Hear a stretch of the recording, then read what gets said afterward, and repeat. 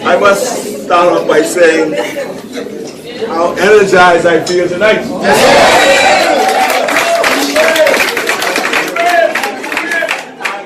And I say that because this is reminiscence of meetings we had back in Grand Bahama back in the 70s. Pre-1977. When we met here several times. George Cradle was running to be the chairman at that time. But we had a great time and we worked together. But they gave me, I have something, I rewrote something to say to you all tonight, but I'm going to leave that alone. I think I'm going to speak to Grand Bahama from my heart.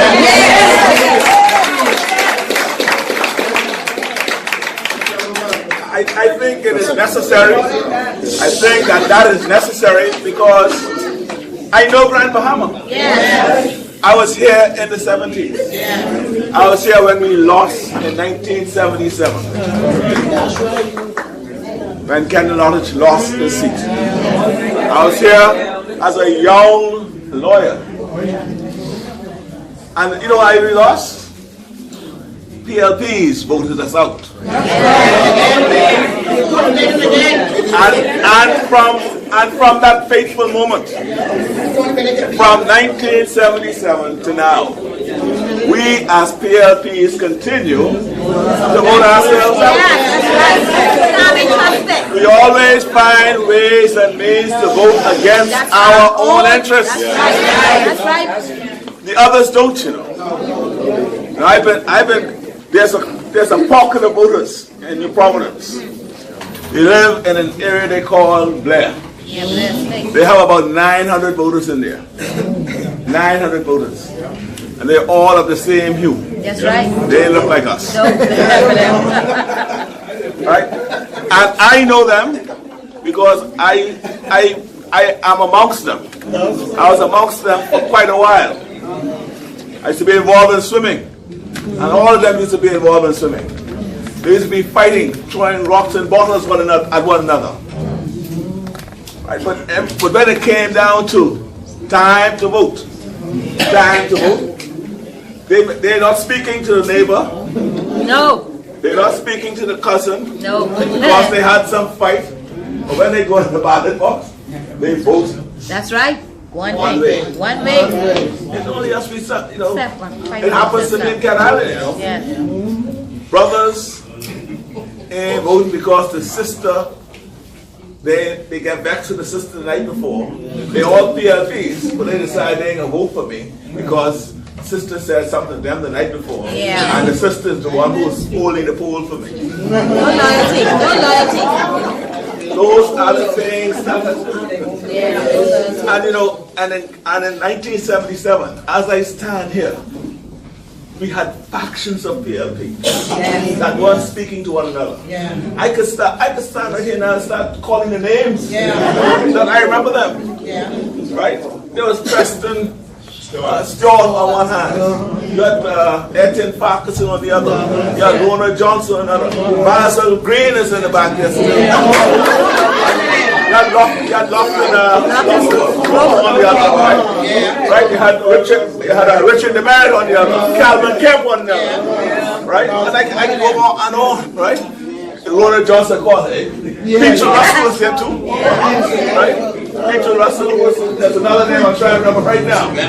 Randall Gilbert, right? All of them. I'm saying, and guess what? They were all right here. Richard Lightburn was here. That's the name I'm trying to remember. Richard Lightburn. Evelyn Gordon. Those were, they were there. And they were the PLPs. Someone, Lawrence Lang was there too. Romeo Bridgewater. And they were speaking with one another. Right? And they were just there. And what happened? What happened? We lost the 77 election because we stopped speaking to one another. I don't like this one anymore. And then the problem happens is that we stop managing our differences. Right? We will have differences. Trust me.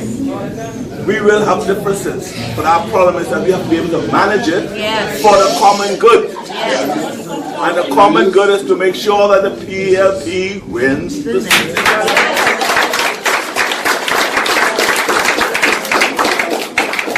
So I need you all as PLP. Yeah, please come inside. I need you all. No space? Oh my, so great. I want. Come inside. Come inside. I want. Y'all in the back, come up front. I want y'all to. Grand Bahama.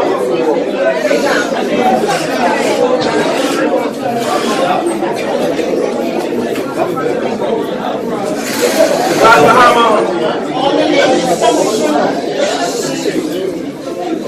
I want us to always appreciate that yes, we are going to have our differences. Yes, yes. But we have to manage those differences for the common good.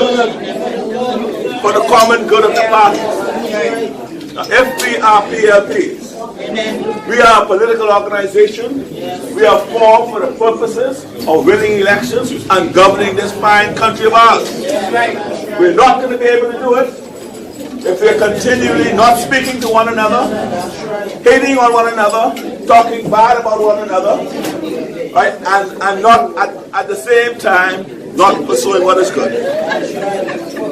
And so I wish to do that. And if we are not going to be willing, if we are not going to be willing to be able to have our differences, but you know that's what democracy is about. Yes, yes. Democracy is about the fact that we will have our differences, but at the end of the day, we fall in line when the majority has agreed to go a particular way.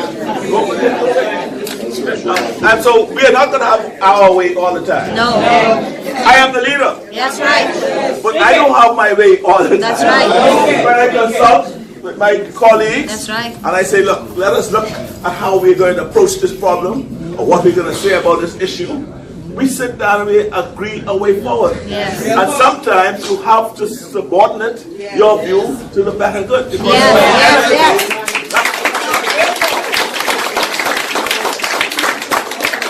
and so you cannot say that you are a Democrat.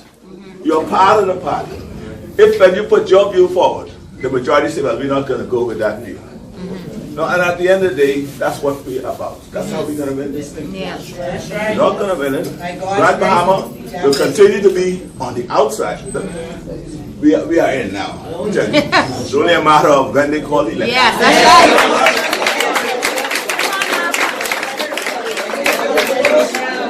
This is, I've never seen a government that has lost so much popularity in such short a period of time in my history. I've not seen it. And there's no doubt about that. But you know, when I think about that fact though, we ought not to be surprised about it. No. And why we ought not to be surprised is, you know, when you caught somebody, I love you. And I lie to you. When you find out how I lie to you, by with your heart, based on lies. Based on lies. And when you find out I lie, that's the worst time coming back. The F&M won the election. Still lying. Still lying. And the lies are continuing. The lies are continuing. I want to say that to say that we though here in Grand Bahama, we need to let's understand what politics is all about. We could only succeed. We can only succeed if we are able to live with our differences, manage our differences, and move forward for a common goal.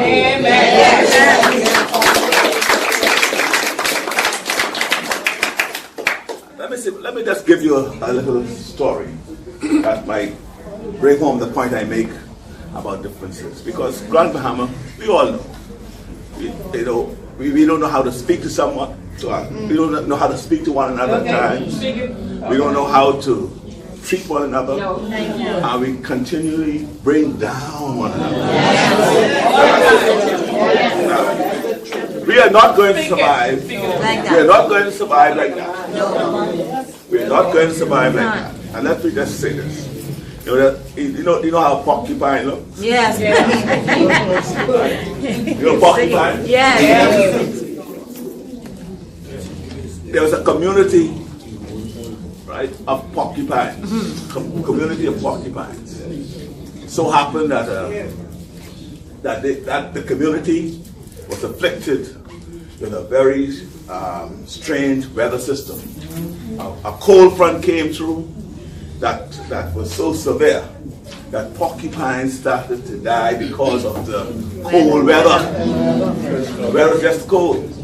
The leader of the community says, look, I suspect that if we get together and use each other's body, we will be able to survive. Right? And the porcupines, and they all got together, they followed the leader. And they were together and they were surviving. One of the porcupines, I gotta leave. I'm getting sicker. And he walked out. He didn't stay out there more than 5 minutes. The cold had him and he died. I only say that to say this. Sometimes for us to survive, Stick together. no, we have to put up with the pricks. That's right. That's right. We don't have to put up with the pricks to survive. That's right. The PLP, all his life, his whole history. I think Cylinder was able to live with the pricks. And that's how we survive. And so as PLPs, let us think about that. And every now and then when you feel like moving away because of the prick, say maybe I have to put up with this one. Let's stay together. Yes. And I just need to get that off my chest. I propose sometime shortly after Easter to come and spend at least a week or two in Grand Bahama.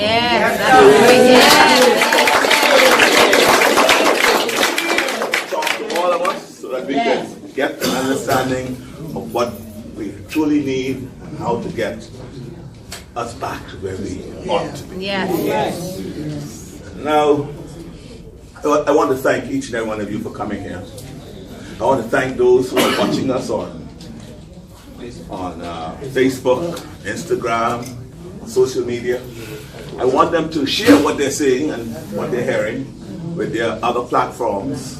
This is what we're doing as we move around. We're trying to ensure that what we are saying, our messaging, is getting out. And so we are restructuring.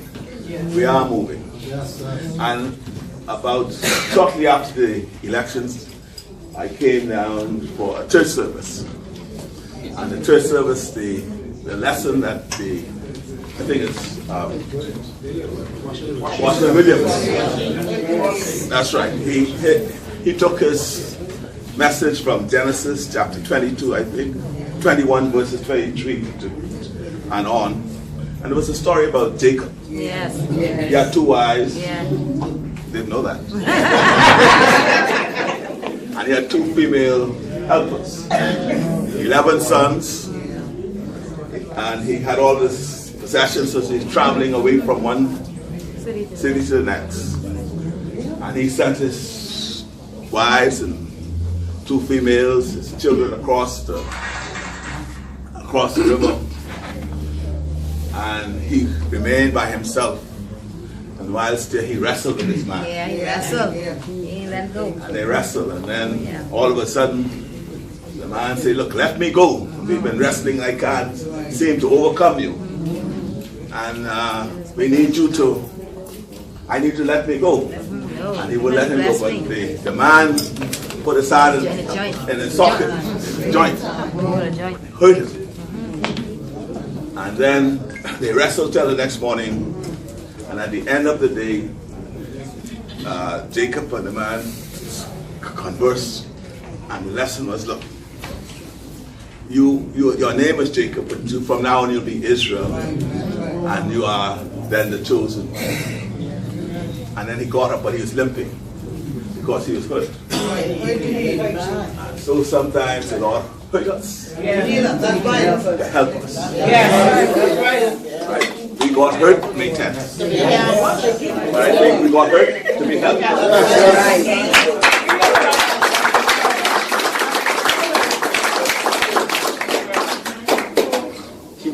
We wrestled May 10th. We didn't let go. We got hurt. We got up limping. But we have become, I think, the chosen ones. Because we now move on. So I want us to also think about how we now move forward. We have been traversing New Providence, talking to people from all across the country. And I'm satisfied that the PLP's brand is still the brand for the people. I'm satisfied that the majority of the Bahamian people understand and appreciate that the foundations of this modern Bahamas were laid by the hands of PLPs. Yes. I'm satisfied talking to Bahamians, the length and breadth of this country, that the Bahamians believe that the philosophy and mission of the PLP is still the right philosophy and mission for the Bahamas. And they still believe, the majority of them, that the PLP is the voice of the Bahamian people. Yes.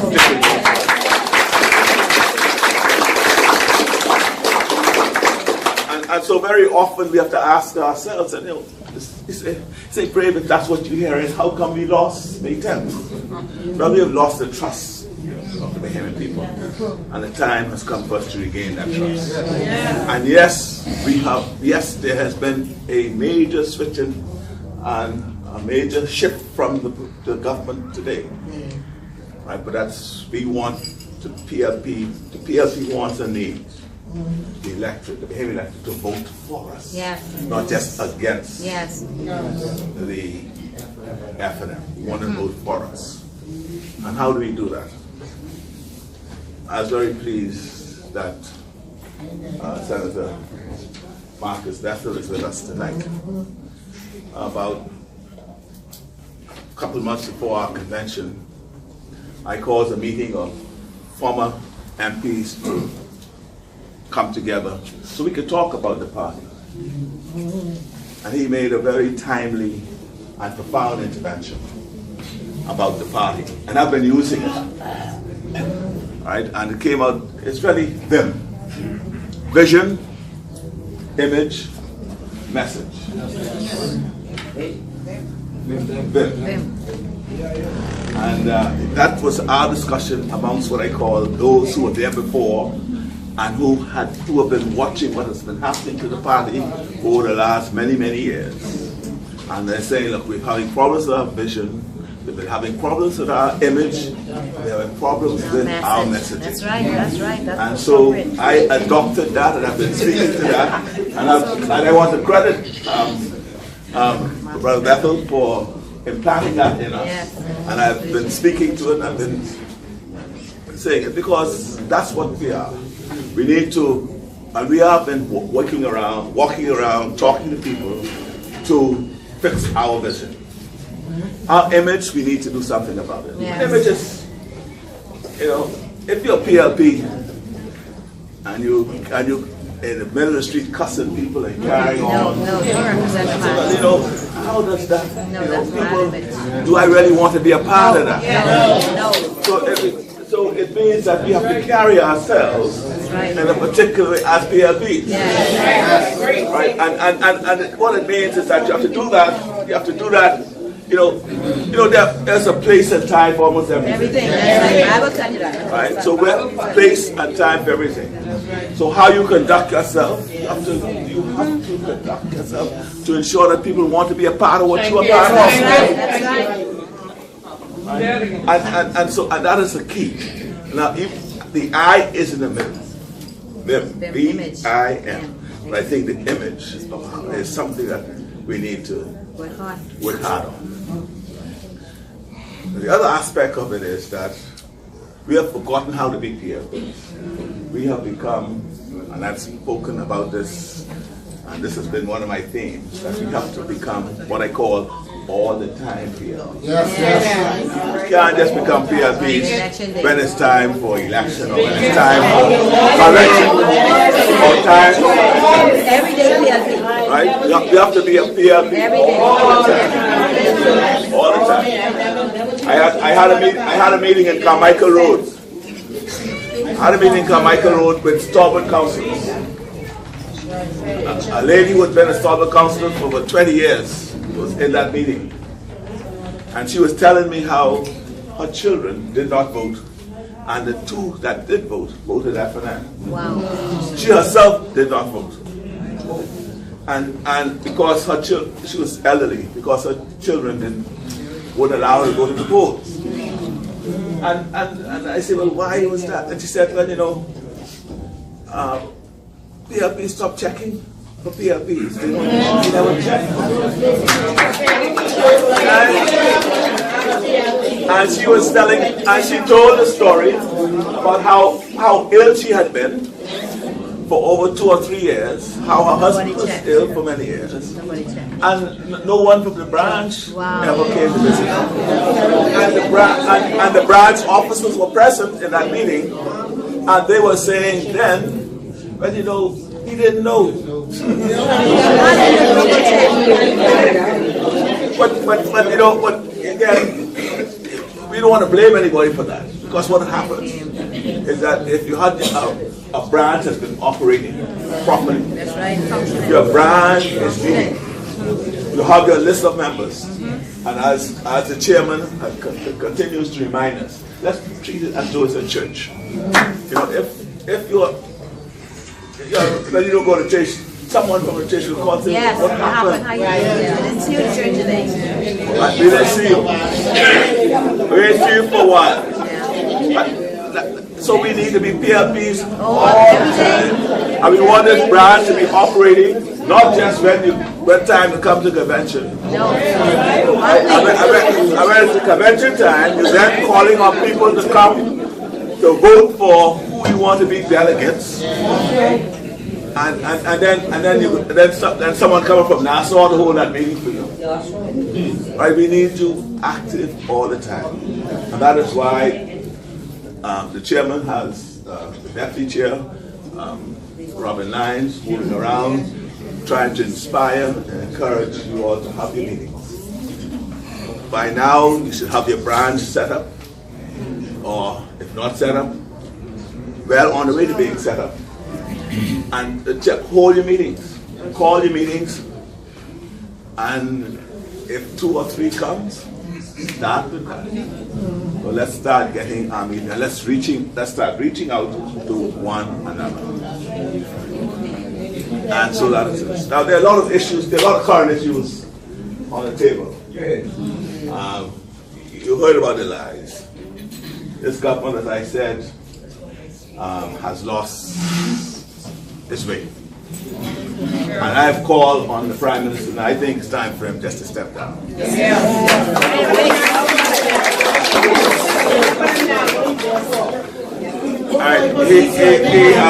He has misled this country. He's been flammer. I suspect that he's been deceiving this country. And I use his own words when he spoke about us. If you believe what you told our Prime Minister back prior to the election, you now too should resign. That's right. You know, let me talk about Oban. I want you to recall that the project itself was not new. It was first approved by the Ingram administration in 2009. No, 2009, yes. He approved it, but it was approved under a company named Mid-Atlantic. It was Mid-Atlantic. And they were given a certain period of time within which to do some things. That time expired. They then came to our administration. And what worried us is that, look, you are not able to do what you should have done in the period that was given to you by the previous administration. What make us, how could you persuade us now that you could do it now? Right? So they came to us, and that was the challenge that they had, persuading us to do how they were able to do that. Well, eventually, a new company was formed, Bahama, and we said, well, okay, Mr. Dowell was then, go and see exactly what this is all about. We were doing our due diligence. We said, okay, well, since they had a letter of approval before,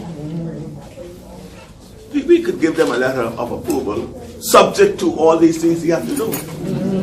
And so when you saw Mr. Dowell on the video that the Prime Minister so quickly say, press! I know y'all watch on TV? Play the video. What the video is showing? The video is showing what he should have been doing. That's right. The video is showing that Mr. Dowell was doing his work.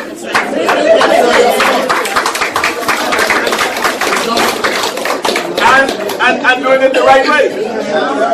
What he should have done, he talked about a teachable moment. That was a teachable moment for him. And he should have learned from it. But Mr. Dow was there, Mr. Krieger was there saying, well, we only want to do past, we only want to do some environment, we don't want to do all environmental study, They say, no. For us to look at this, you got to get all this thing done and do it first. So that is what you have to appreciate. We were doing the job and we're doing it the right way. Now, I said to the Prime Minister, look, there are sufficient incidents of deception here. There's so many fraud. This is fraud by false pretenses that you have committed on the Bahamian people. You did it because you presented to the Bahamian people a set of facts that were not true. Exactly. Because you told us, as was pointed out by our deputy leader, you told us you were going to sign a document. And then when the document is signed and some issues arise of it, you were saying, well, that was not the signing. You were saying, well, that was ceremonial.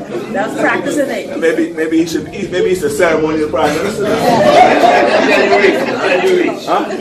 Yeah, he's ceremonial Prime Minister. Now, and so I said to him, when I said, look, there are enough, just give up on this. I will not deal with whether or not this is a project that is viable in today's world or in today's context. I want to deal with that because I doubt that anyone will lend $5.5 billion or even $1 billion today for the construction of a oil refinery. Not today. Not today. But that aside, let's hope that, let's say there's something about this. I don't understand this Prime Minister. Nobody does. He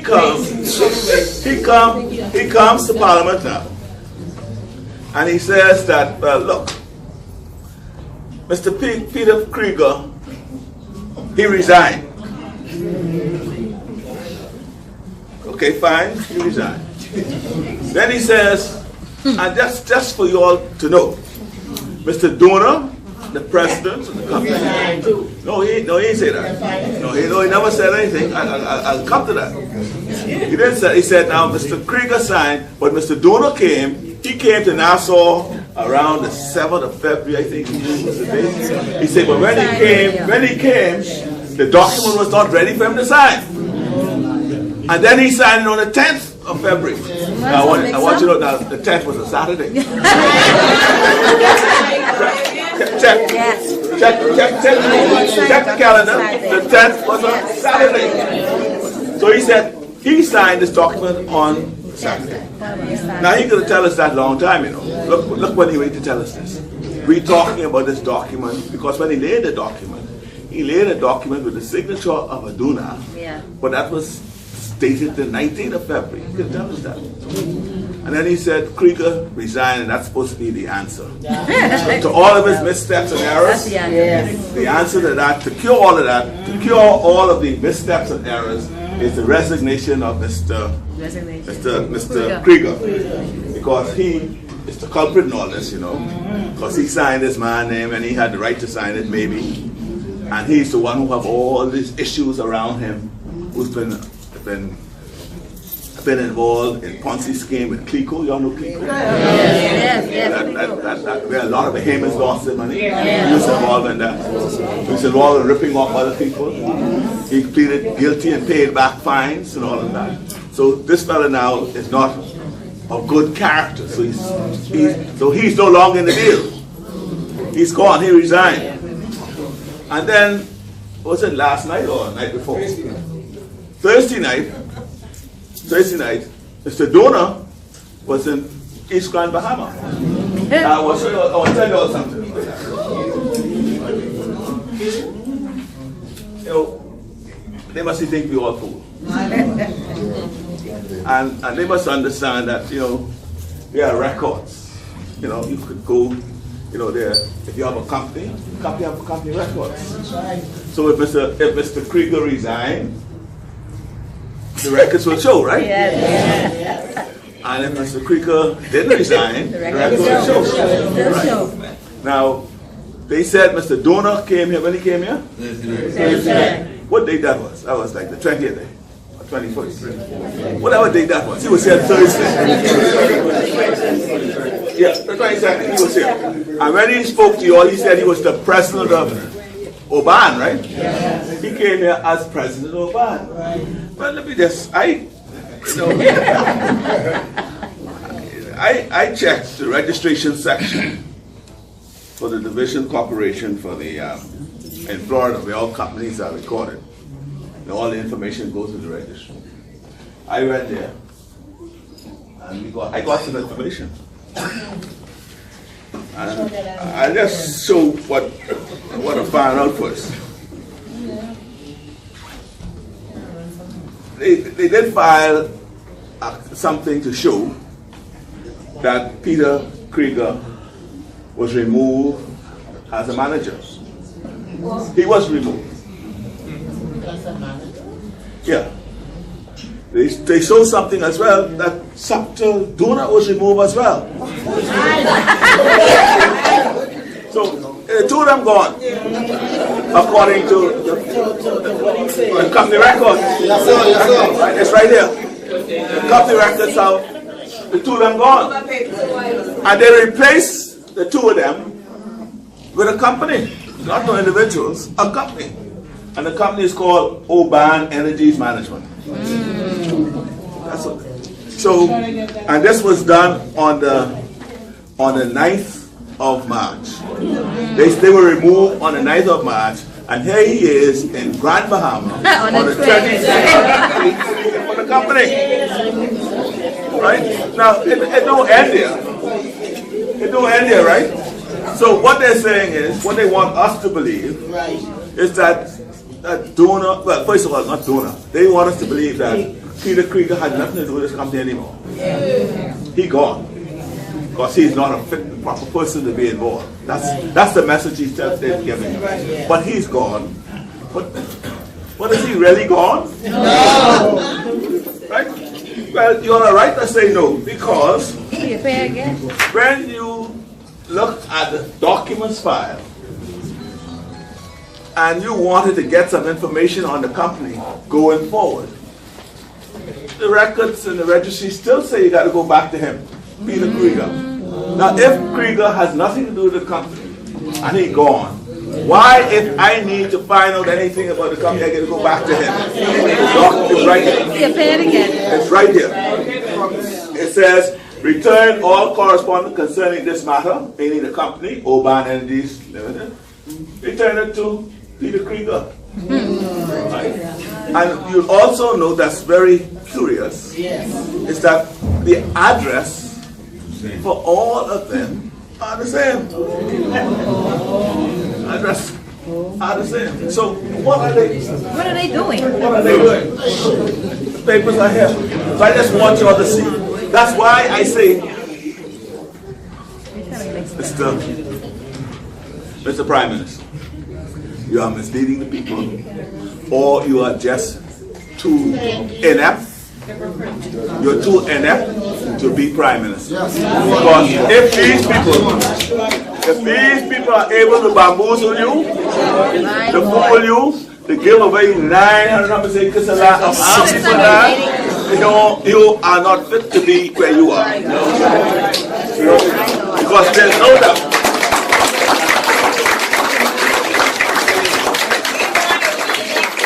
There's no doubt on an examination of these papers. Right? There's that Peter Krieger is still involved, and what this is but a project that is designed, I think, to be used to deceive others. And so we have to be careful. Mr. Prime Minister pulled the plug. I told you weeks ago, you have sufficient. You just back out. You talk about errors, you talk about missteps, but as you ask, what are the errors you made? What are the missteps you took? Tell us what they are, and then if you tell us what they are, and we find that they are, maybe we could be with you. But we can't be with you unless we know. But in this deal, in this arrangement, the time has come for you to pull the plug. Because this has now put a lot, not just a black eye on the Bahamian people, but this has blackened both of your eyes.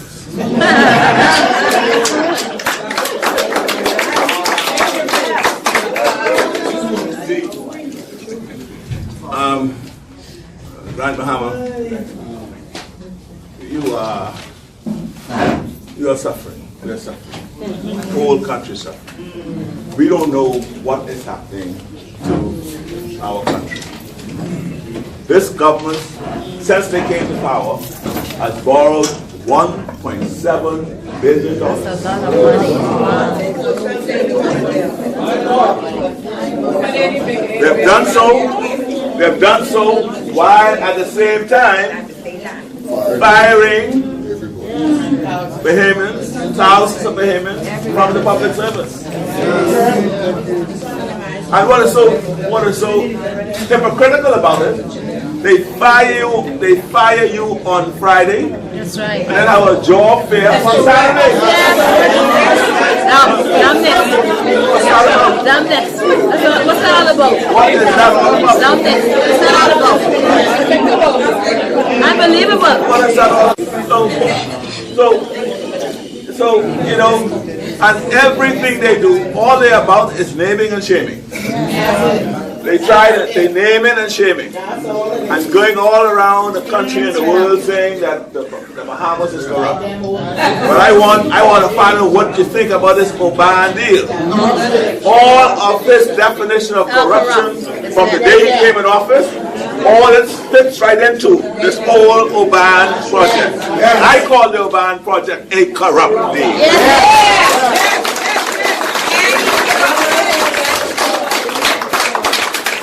And I still want him to tell me who is this mystery man. I hear somewhere in Grand Bahama brought this to his table so they could act so quickly upon it. Who is this mystery man? You know?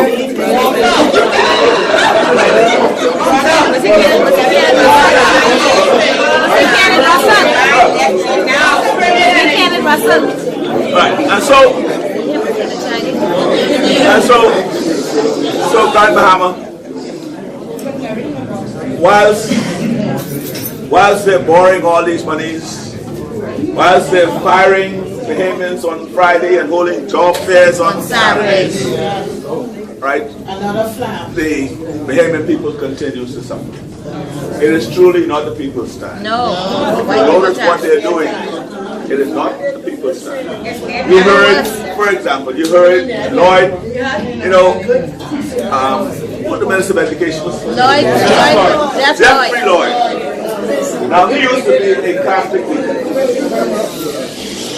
He was a Catholic deacon. I told a group the other night that I have to have a chat with the Archbishop of the Catholic diocese, because I know the overarching philosophy of the Catholicism is basically based on socialism. They're reaching out, helping people, having compassion, and reaching out and touching.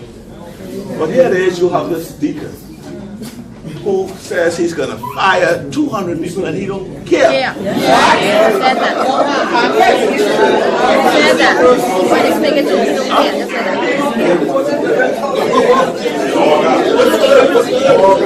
Could you imagine having to let go? I will not be able to sleep.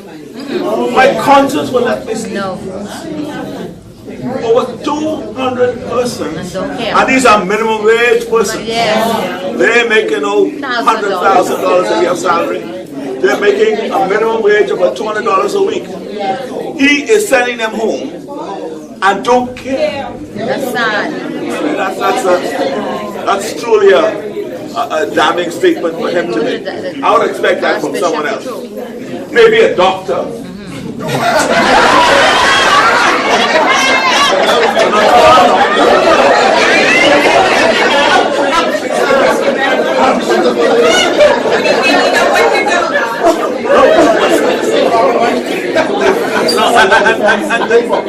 And talking with doctors, I'm saying, but for him to not to care, to let go 200 persons.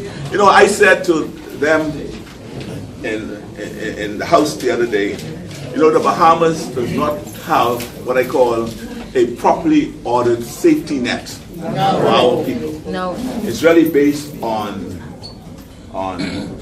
discretion. Let's put it that way. I may do it, I may not do that. If someone doesn't have food tomorrow, they cannot feed their children tomorrow, there's no guarantee that they'll be able to, unless the largest goodness of our hearts, one another, us looking at one another. There's no state-sponsored, properly ordered. It's like the welfare system. In the United States, the dole, and in Canada and elsewhere, where people are assured that they'll get assistance from the state. We are not assured of that. It's all just based on day by day, on our discretion. But Celine had a vision about how he could help these people. We can't afford maybe a structured welfare system, but what we could do is we create a category of workers, right, from which they could graduate from minimum wage. We call it the general service workers in the public service. They could come in. They're not on the permanent staff, but they know they're working. They can buy food. They can pay their rent. They can do something, and they are inspired to move themselves up. You can say now you can become permanent. But to become permanent, you might have to go back to school and do your BJC. You got to be a BJC. There's a pathway for those persons to try to improve themselves. That is now being destroyed because they're sending them all to and what's going to happen to them while they're home? What will happen? And what's going to happen? Right? What's going to happen? And so it's at the people's time when these things are happening to our people. So Grand Bahama, you see the urgency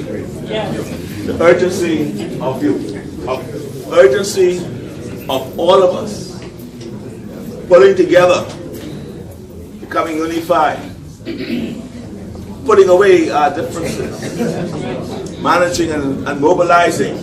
And let me tell you this, we need to be ready. You heard the chairman ask you if an election is called today, are we ready? Well, let me tell you, in our mind, we are readying ourselves. So we need you in Grand Bahama, we need your help to get yourselves to be ready. Because we don't know when the bell is going to ring. Because right now today, there's an issue going on with the Prime Minister and one of his members. He told his member resign. The member say, I ain't going to resign unless these others resign with me. He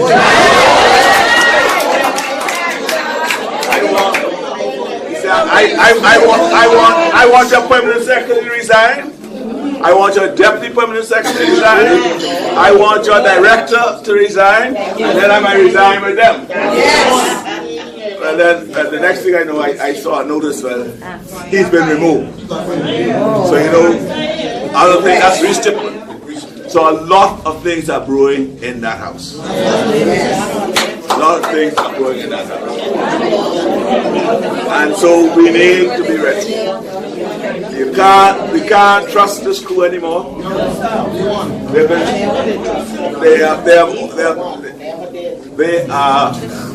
They've been living on lies, naming and shaming. I'll go back to this naming and shaming. But you see, they've been after me from they came in. They went to BEC and they talk about what I do with my brother and all that. Then they come back and apologize. They wrote a report about me. They had to come back and say, well, that ain't true. Well, first of all, you didn't have to write it. You didn't talk to me. I'll tell you what's true. So it was not about finding out the truth. It was not about trying to prove. Just like in this water and sewer thing, if they wanted to find out, just talk to me. So again, they had to say, well, it ain't you. It ain't you. Well, why write this? Why go down this route? And look how much money they pay. Ernst and Young, I know how much. This cost them hundreds of thousands of dollars to find out what? To find out what? Right? To find out what? And trying to, well, I never did fool in my life. I had an old man named Brave. And anytime I talk about him, I do something funny and I see him. And I had one neighbor named Boniva Dowell. I said, mother.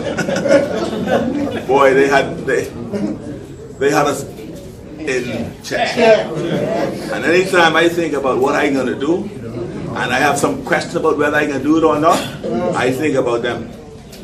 And I hear their voice say, that ain't gonna be done.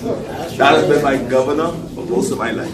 And so we always got to work with me and them talking about what I do or not do. Right? And they can continue to try. They continue to try. That's all they can do. But I want us as PLPs. I came here ready to listen to you all. I need to hear from you all. So we're going to give you that opportunity. But I just wanted to get a few things off my chest. I had something written, but that's okay. We'll come back.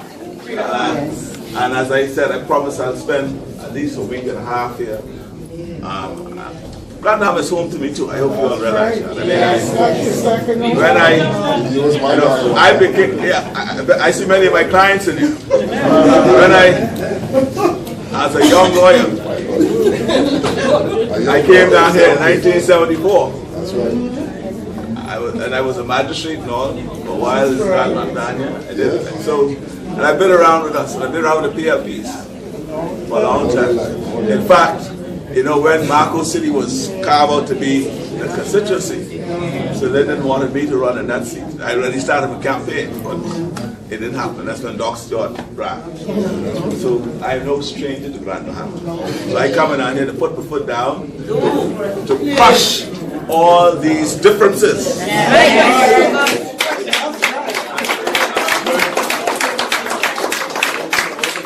And we are going to learn how to live with the Prince.